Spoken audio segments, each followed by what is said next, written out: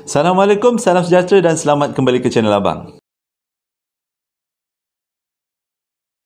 Hari ini Abang nak bercerita tentang satu cerita yang agak special sikit, tentang orang yang boleh bersumpah mulutnya masin apa yang dia cakap semuanya betul. Ceritanya bermula bila Abang berkenalan dengan beberapa orang dekat Facebook dan juga Instagram. Jadi bila dah berkenalan pun, Abang pun ajaklah dia orang minum-minum, berkenalan dengan lebih rapat, ada lelaki, ada perempuan. Bila Abang dengar cerita diorang, Abang dengar background diorang, Abang tanya tentang apakah kelebihan, apakah pengalaman. Kelima-lima ni, 5 orang ni menyampaikan pengalaman yang lebih kurang sama, iaitu diorang boleh bersumpah apa yang diorang cakap selalunya betul. Abang pun masa jumpa dengan salah seorang daripada 5 orang ni, Abang pun cakap lah, apa kata kau pergi sumpah budak tu dia punya air jatuh. Dan dia dengar cakap Abang, okeylah Abang, saya ikut cakap Abang, saya sumpah budak tu punya air akan jatuh kejap lagi. Tak sampai 5 minit, air budak tu jatuh. Masa tu Abang macam tergamam. Biar betul kau ni dek, kau betul-betul ada kelebihan ni. Itu cerita pertama. Cerita kedua, Abang berkenalan dengan seorang Facebook. Dalam kalangan 5 orang ni lah, Abang berkenalan dengan seorang budak lelaki Facebook. Dia pernah tersumpah dengan seorang kawan dia. Kawan dia tu selalu sakitkan hati dia. Kawan dia perempuan lah. Dia cakap kalau mulut kau macam ni, kau akan mati. Kau akan keguguran. Dan betul-betul terjadi, budak perempuan tu keguguran. Jadi Abang pun investigate 5 orang ni, macam mana diorang punya sumpahan ataupun diorang punya mulut tu masin. Apa yang dia cakap tu betul. Mula-mula Abang tanya nama diorang semua lah lain-lain. Lepas tu Abang tanya tentang latar belakang diorang. Latar belakang diorang semuanya lain-lain. Abang tanya tentang umur, tentang mak bapak, tentang daripada negeri mana diorang datang, semuanya lain-lain.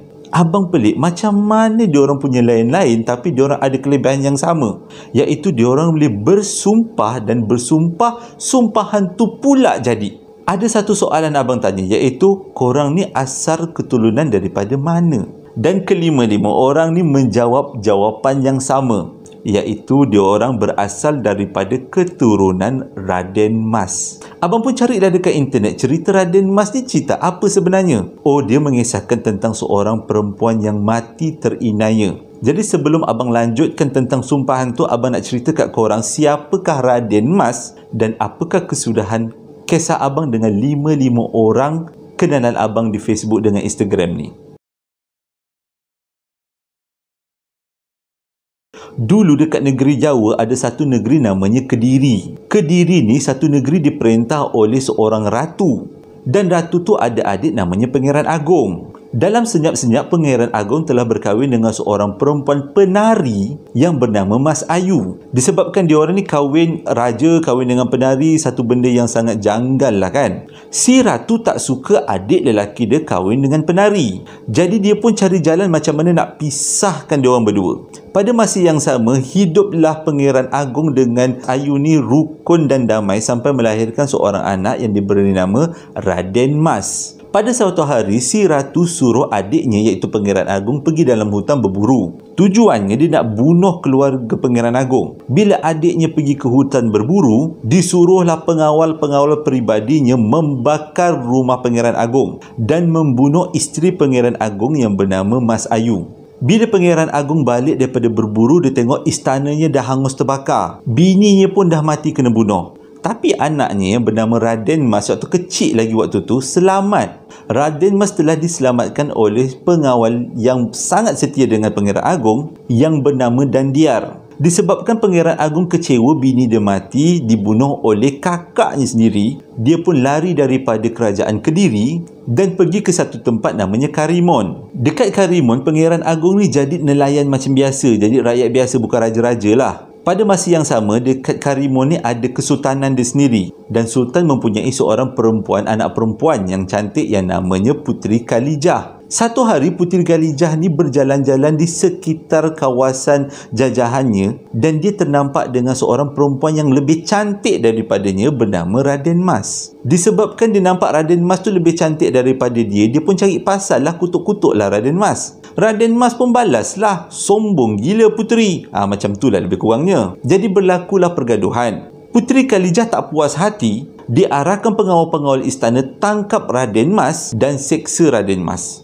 Pada waktu Raden Mas diseksa, waktu ni lebih kurang diorang ni remaja lah, belasan tahun lah waktu tu. Lupa abang nak beritahu, Raden Mas dengan Puteri Khalijah ni umurnya lebih kurang.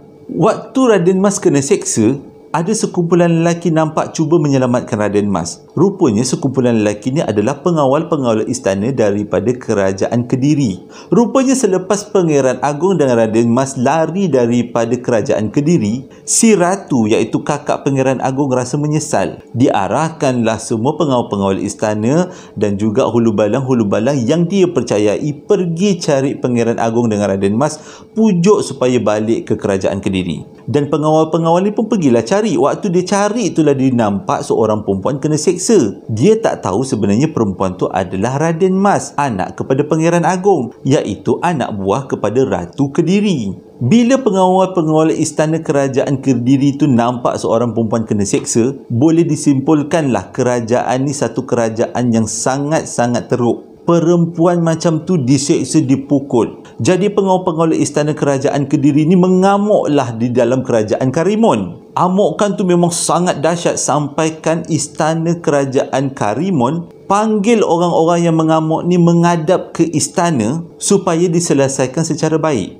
Jadi orang-orang yang mengamuk ni iaitu pengawal-pengawal peribadi ataupun hulu balang daripada kerajaan Kediri, lepas didengar arahan daripada raja, dia pun pergilah ke istana kerajaan Karimun. Bila dia menghadap kerajaan Karimun, raja pun tanyalah, kenapa engkau ni mengamuk-ngamuk dalam negeri aku? Lepas tu pengawal-pengawal daripada kerajaan Kediri ni cakap, kami mengamuk sebab ada seorang perempuan telah diseksa oleh puteri tuanku. Ini menunjukkan tuanku tak pandai mendidik anak. Raja dengar pun macam marah, tapi sabar kang, dia mengamuk kat istana aku, kau runtuh istana aku. Untuk berlaku adil, raja pun panggillah perempuan Raden Mas yang diseksa ni ke istana. Bila Raden Mas ke istana, pada masa yang sama Pangeran Agong pun datang ke istana. Bila pengawal-pengawal kerajaan Kediri nampak Pangeran Agong, barulah dia tahu sebenarnya perempuan yang diseksa tu adalah anak Pangeran Agong, iaitu dua individu yang diminta oleh Ratu Kediri untuk dibawa pulang ke kerajaan Kediri. Bila dia tahu sebenarnya yang diseksa itu adalah puteri kerajaannya, lagilah pengawal-pengawal ni mengamuk. Jadi untuk menenangkan suasana yang sangat-sangat panas pada waktu tu, Raja Kerajaan Karimun telah meletakkan syarat supaya Pangeran Agong berkahwin dengan Puteri Khalijah sebagai tanda meminta maaf daripada Raja Karimun. Jadi pengawal-pengawal daripada kerajaan Kediri ni dengar syarat tu, dia rasa macam lembut hati jugalah sebagai tanda minta maaf kan. Jadi Pangeran Agong telah dikahwinkan dengan Puteri Khalijah dan perkahwinan diorang pun dikurniakan seorang anak lelaki yang bernama Tengku Cik. Pada suatu hari berlakulah perselisihan faham antara Puteri Khalijah dengan Raden Mas. Memang daripada dulu pun diorang ni memang tak sebulu. Jadi disebabkan Puteri Khalijah ni adalah anak raja kerajaan itu, dia mempunyai sedikit kuasa untuk memukul Raden Mas. Raden Mas telah dipukul teruk oleh Puteri Khalijah. Anak kepada Puteri Khalijah iaitu Tengku Cik mengadu pada Pangeran Agong. Dia cakaplah macam ni, abah-abah, mak pukul kakak Raden Mas. Bila Pangeran Agong dengar, dia pun pergi jumpa Puteri Khalijah. Dia pun keluarkan keris dia dan cuba mencederakan Puteri Khalijah. Tapi sewaktu peristiwa tu berlaku dengan begitu pantas, tidak semena-mena Tengku Cik telah menggenggam keris yang dihunus oleh Pangeran Agong. Dengan kata lain, dia cuba menyelamatkan mak dia lah daripada ditikam oleh ayah dia. Dan tangan dia pun luka, iaitu tangan Tengku Cik lah luka. Bila tengok tangan anak dia luka, Pangeran Agong ni rasa sedih lah. Kenapalah dia tak begitu sabar? Kenapalah dia kena keluarkan keris untuk cederakan bini dia sendiri? Lebih baik kan diselesaikan secara baik kan? Tapi Tengku Khalijah ni geram tau. Dia geram suami dia sangat-sangat berpihak dengan anak dia, iaitu Raden Mas. Jadi dia telah mengadukan hal ni pada ayahnya dan ayahnya menjatuhkan hukuman supaya Pangeran Agong dikurung di dalam perigi buta. Tak ada siapa boleh melawan. Kesalahannya adalah cuba mencederakan isterinya iaitu Puteri Khalijah dan melindungi anaknya iaitu Raden Mas. Dan sambungan daripada situ, Raden Mas akan dikahwinkan dengan adik Puteri Khalijah. Kalau tak silap abang, adik sepupu Puteri Khalijah. Dia macam nak balas dendam lah. Puteri Khalijah ni nak balas dendam. Kau kahwin dengan adik aku, tahulah aku nak seksa kau lepas ni. Gitulah kan. Pangeran Agong memang dah terkurung lah dalam Perigi Buta tadi. Bila kakak Pangeran Agong iaitu Ratu Kediri tahu adiknya kena kurung dalam Perigi Buta oleh Raja Karimon, dihantarnya hulu balang untuk menuntut keadilan ke atas adiknya. Jadi ramailah tentera-tentera datang ke kerajaan Karimon. Bila tentera-tentera tu datang ke kerajaan Karimon, berlakulah perselisihan. Kira bergaduhlah juga. Akhirnya Pangeran Agung dikeluarkan daripada Perigi Buta, boleh kata diselamatkan, tapi waktu tu nyawa dia dah sangat-sangat di hujung tanduk, dah tak makan, dah tak minum, jadi dah terlalulah lemah. Bila dikeluarkan daripada Perigi Buta ni pun tak lama lepas tu dia pun meninggal. Bila dia tengok bapa dia meninggal, Raden masih rasa sangat sedih. Dia tahu ini adalah perbuatan mak tiri dia iaitu Puteri Khalijah. Dan dia pun rasa sangat hiba. Dia berdoa kepada Allah Subhanahu Wa Taala supaya ibu tirinya diberikan petunjuk. Dan tak sama lepas tu Raden Mas pun meninggal. Dan lepas Raden Mas meninggal, petir menyabung dan membunuh Puteri Khalijah. Korang ingat kan, Raden Mas ada adik tiri namanya Tengku Cik kan? Daripada Tengku Cik ni lah susur galur keturunan yang ada di Malaysia. Dan daripada susur galur inilah abang berjumpa dengan 5 orang kawan di Facebook dan juga Instagram, di mana diorang sebenarnya ada kelebihan yang diorang tak gunakan sewenangnya, iaitu boleh menyumpah orang dan sumpahan diorang menjadi kenyataan. Unik kan cerita ni? Jadi korang tanya dengan sekeliling korang, siapa kat sini keturunan Raden Mas? Aku nak berkawan. Nak tahu betul ke tidak benda ni? Korang cari siapa-siapa keturunan Raden Mas. Sebab diorang ni ada lidah masin lah orang kata. Lidah yang boleh menyumpah dan sumpahan dia menjadi. Try lah cari, mana tahu korang jumpa, lepas tu korang try lah. Kalau yang dengar ni pun memang keturunan Raden Mas, abang berharap korang berhati-hati bila menyumpah atau menyebut sesuatu. Takut benda tu betul-betul lah jadi. Kalau nak sumpah pun sumpah yang bagus-bagus. SPM dapat cemerlang, tiba-tiba dapat harta karun. Korang sumpah-sumpah yang macam tu tak apa. Tapi janganlah sumpah orang tu jatuh, gugur kandungan, mati tercekik tulang. Jangan macam tu.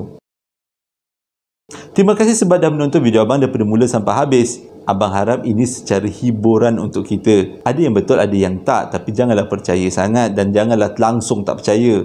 Hingga berjumpa lagi dalam posting abang yang akan datang. Assalamualaikum warahmatullahi wabarakatuh.